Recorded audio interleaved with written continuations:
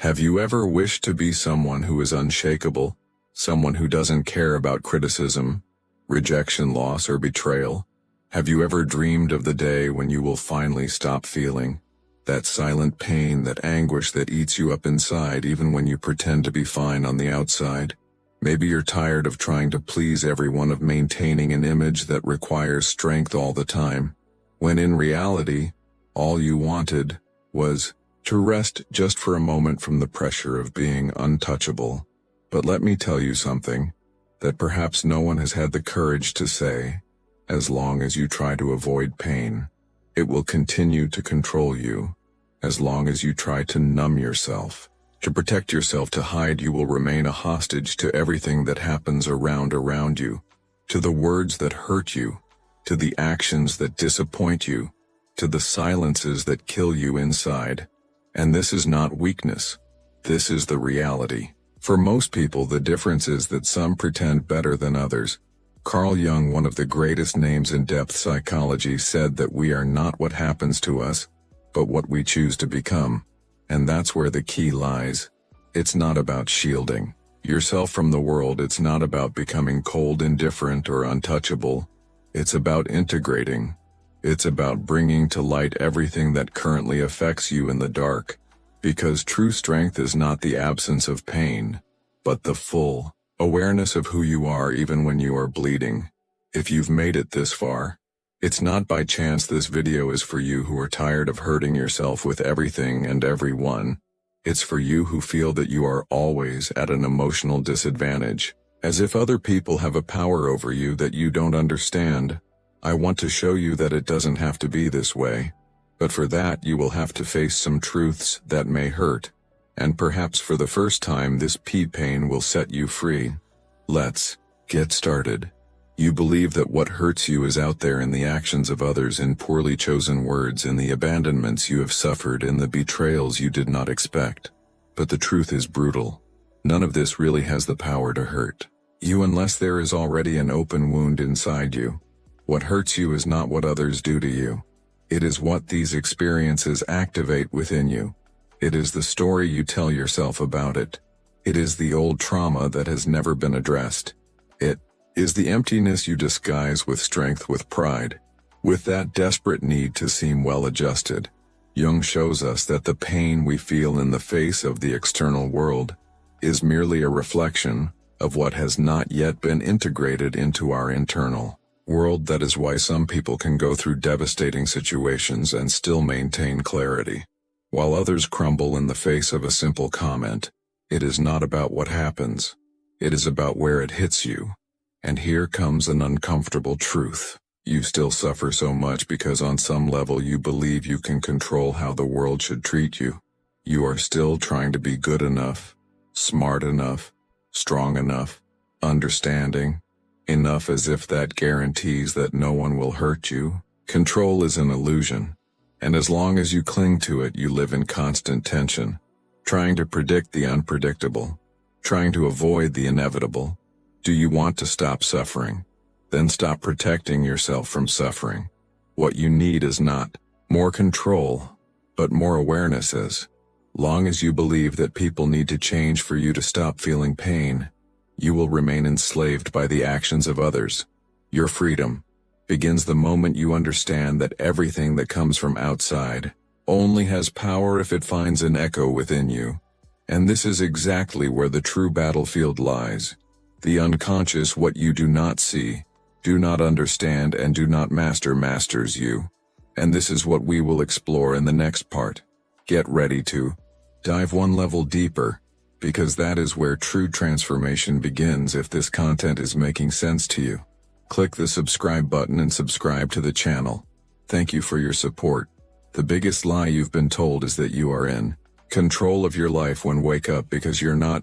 At least not as long as you continue living on autopilot, reacting without knowing why, feeling without understanding where it comes from, making decisions that you later sabotage. Carl Jung made this clear when he said, "Until you make the unconscious conscious, it will direct your life and you will call it fate." And that is exactly what is happening to you right now. The pain you feel, the anger that explodes out of nowhere, the sadness that invades you without explanation. None of this is random. They are messages coming from parts of you that have been forgotten, ignored, repressed. Jung referred to this dark territory as the unconscious, and it is not just a cloud of vague thoughts, it is an active force, an entire system of memories, trauma, desires, and fears that you do not want to face but that continue to decide what you feel and how you act. You wonder why certain words destroy you while other people don't care, because those words touch sensitive points within you that are still alive, and if they are alive, it is because you have never confronted them. You have only pushed them under the psychological rug, and now you keep tripping over them. Jung said we cannot change anything until we accept it. Condemnation does not liberate, it oppresses. And what have you been doing? Judging yourself, repressing yourself, silencing yourself as if that would solve anything. The truth is that the unconscious does not disappear just because you ignore it. It only finds more dangerous ways to manifest in toxic relationships that you repeat, in patterns of self-sabotage that you cannot break, in anxieties and fears that arise when everything seems to be going well. This is not bad luck, it is your unconscious trying to wake you up, but you insist on sleeping. Do you want to be someone who is no longer hurt? Then stop running away from what is inside you, because as long as you do not know your unconscious, you will be a puppet of your ego. And the more you try to protect yourself from external pain, the more vulnerable you become to internal pain. But there is a way out, and it is not in defending yourself. It is in integrating yourself, because becoming untouchable is not an act of resistance, it is an act of deep knowledge. This is what we will see next. What does it truly mean to be someone who is unshaken? And why does this strength not come from armor, but from acceptance? Let's continue. Most people believe that the only way to avoid getting hurt is by closing themselves off. They build walls, create masks, develop emotional armor, and pretend that nothing affects them. They say, I don't care anymore, I couldn't care less. Nothing gets to me. But inside, they continue to bleed. They keep corroding because the problem was never about feeling. The problem is not knowing what you are feeling and why. And this only happens to those who do not yet know themselves. Jung was precise when he stated, know all. The theories master all the techniques, but when touching a human soul, be just another human soul, and that human soul, you insist on hiding behind a strong, invulnerable, controlled character. It is screaming to be seen. Becoming emotionally strong has nothing to do with being cold. It has nothing to do with ignoring pain, avoiding conflict, or pretending not to care. It has to do with integrating, with accepting, with bringing to light everything you have buried in the dark. You do not become untouchable by creating a barrier between yourself and the world. You become untouchable when you realize that no one can touch what has already been embraced within you. When you integrate your shadows, your fears, your flaws, your insecurities, you stop reacting to everything you observe. You choose. You are no longer an emotional puppet. And that is true freedom. Jung called this individuation, the process of becoming who you really are. Not what others expect of you, not what you thought you should be to be accepted, but what emerges from within, from the meeting of light and shadow between ego and unconscious individuation. Is not a process of perfection, Jung said, but of integration. You do not need to become a better person. You just need to become whole. And here is the secret that no one told you. The more you run from pain, the more it chases you. The more you try not to be affected, the more fragile you become. But when you face your own wounds, when you accept who you are with all that is beautiful and ugly, noble and shameful, nothing outside has the power to dismantle you. However, this path requires courage. Courage to look within, courage to abandon the masks, courage to feel. Because it is precisely in pain that the key to transformation is hidden. And that is what we will discover in the next part. How suffering, far from being an enemy, can become the gateway to your true strength. Let's dive deeper. And this time without fear. You learned to hate pain since you were little. You were taught that suffering is a sign of weakness, that crying is a waste of time, that feeling too much makes you vulnerable, and so you began to run, to avoid, to deny. But the more you flee from suffering, the more it chases you. And the worst part, it changes form. It disguises itself as anxiety, anger, apathy, boredom, self-destructive impulses that you don't even understand. Where they come from, inward pain does not disappear. It just digs tunnels inside you until one day, without warning, everything collapses. Jung saw suffering in a completely different way. He believed that pain was the messenger of the soul, the alarm of the unconscious, the language that the self, what you are in your entirety, uses to get your attention. He said, depression is like a lady in black. If she appears, don't push her away. Invite her to sit down, offer her a coffee, and listen to what she has to say, but you don't listen. You silence yourself, distract yourself, keep yourself busy, numb yourself. You do everything to avoid looking at what really matters. What is this pain trying to show you? The truth is that suffering only hurts so much because you are still at war with yourself. There is still a part of you wanting to grow and another part wanting to keep everything as it is. There is something inside you that cries out for transformation, but your ego, accustomed to control, tries to suffocate that call, and it is in this friction that pain is born. Because change hurts. Growth hurts, letting go of old beliefs, cutting toxic ties, allowing what no longer serves you to die.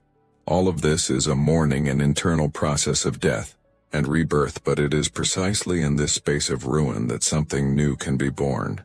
Because when everything in you is deconstructed, when certainties crumble, when pain lays bare your vulnerability, you can finally see who you really are without the layers of protection, without the performance, without the mask. And at that exact point, suffering becomes sacred because it brings you to your knees before the only thing that can set you free, yourself.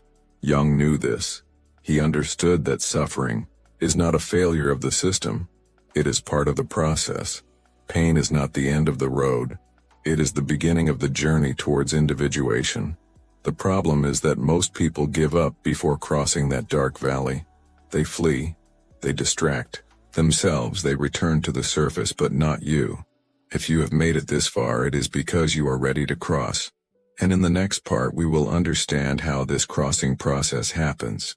How the path of individuation, no matter how lonely and brutal it may seem, is what finally sets you free. Let's continue. It's getting deeper. Now, few people have the courage to begin the journey of individuation, and even fewer have the courage to complete it, because this path does not promise comfort, does not offer guarantees, does not protect your ego, it destroys it. Jung referred to individuation as a process of becoming who you are, but this means above all unlearning what you think you are, and that hurts more than any external rejection, because you start to realize that much of what defined you until now was an illusion. You are not your achievements, you are not your traumas, you are not the image you constructed to be loved, respected, or admired. All of this was what you created to survive. But surviving is not living, and individuation is life's call beyond survival. It is when the unconscious begins to push everything that has been repressed, hidden, and distorted to the surface. Individuation requires the dissolution of the persona. Jung wrote, for it is merely a mask of collective convenience. In other words, you will need to tear off your own skin to discover what lies beneath. It is in this process that you begin to become untouchable, not because nothing affects you anymore, but because you have already gone through the fire. You have faced your monsters. You have looked into the eyes of your shame, your neediness, your anger, and said, I see you, and you no longer control me. It is this internal clarity, this lucidity in the face of your own darkness, that gives you a strength that does not depend on approval, recognition, or control. You no longer need to be loved by everyone. You no longer need to win every argument. You no longer need to appear strong, because you know who you are, and no one can take that away from you. True emotional armor is not a shell. It is a core. It is the integration of all your parts into a center of consciousness. that remains unshaken in the face of storms. You may feel pain, but it does not break you. You may be hurt, but you do not lose yourself because you have stopped being reactive and have become whole. You have stopped living on the surface and have begun to inhabit the depth. However, this depth comes at a price. Loneliness, not because you will be alone, but because few people can accompany you on this journey. Most are still trapped on the surface in masks, in the fear of feeling, and when you begin to free yourself, you inevitably distance yourself. But this distancing is not rejection. It is maturation. You do not distance yourself out of pride. You distance yourself because you no longer fit where you once hid. And this brings us to the final point of this journey. Consciousness as a shield, because it is not strength that protects you. It is clarity. This is what we will discuss in the last part. Consciousness as the only state in which nothing, absolutely nothing, has more power over you. Let's finish this crossing together. We are almost there now that you've made it this far. There is something that needs to be said very clearly. Nothing, absolutely nothing, will shield you from external suffering if you remain unconscious of what happens within you. The words will continue to hurt. The rejections will continue to sting. The losses will keep bringing you down until you awaken. And awakening is not a magical event. It is a daily choice. It is looking within, even when it hurts. It is taking responsibility for everything you feel without blaming others, the past, or fate anymore. Carl Jung said, "What you resist persists. What you accept transforms." You have spent your whole life resisting the fear of not being enough, the emptiness of rejection, the pain of loneliness, the anguish of not feeling seen. But what did you do with that? You hid. You silenced yourself. You tried to control everything. You tried to be perfect. You tried to be strong. And all of this has brought you here, exhausted, tired of fighting against the world and against yourself. But now you know true emotional immunity is not hardness. It is clarity. It is not about creating armor. It is about expanding your awareness. Because when you understand your triggers, your patterns, your wounds, the actions of others lose the power to destroy you. You still feel, but you don't drown. You still suffer, but you don't lose yourself. And that changes everything. What shields you is not protecting yourself from life. It is diving into it deeply. Those who live on the surface get hurt by any wave. Those who dive know that there is silence, stability, and power down below. And that is where you're headed. And when you start to live from that place of integration, presence, acceptance, the world may try to knock you down, but it no longer finds where to hit you. If this video touched you in some way, if something within you has awakened, WR here in the comments. I choose awareness. Let's start a movement of people who no longer want to survive by pretending to be strong, but to live with truth. And don't forget, the next video is also part of this journey. It's important. You need to keep going. Real transformation only begins when you don't stop at the first step. See you there.